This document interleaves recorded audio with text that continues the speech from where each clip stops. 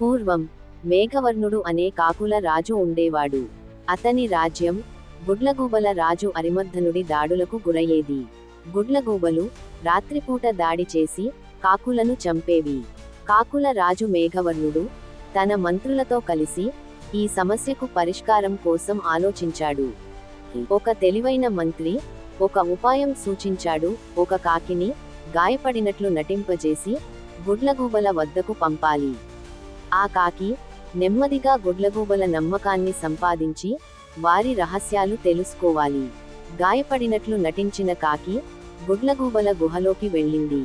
గుడ్లగూబల రాజు దాన్ని నమ్మి ఆశ్రయం ఇచ్చాడు. ఆ కాకి గుడ్లగూబల నమ్మకాన్ని పొంది వారి బలహీనతలను తెలుసుకుంది.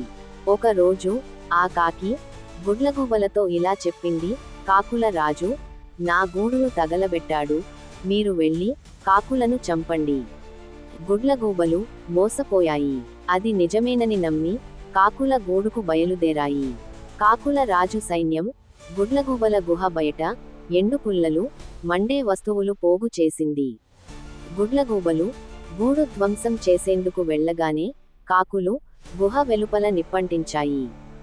గుడ్లగూబలు గుహలో చిక్కుకుపోయి కాలిపోయాయి. కాకులు తమ తెలివితో గుడ్లగూబలను ఓడించాయి. ఈ కథ మనకు తెలివి, వ్యూహం, మంచి సలహా యొక్క ప్రాముఖ్యతను తెలియజేస్తుంది.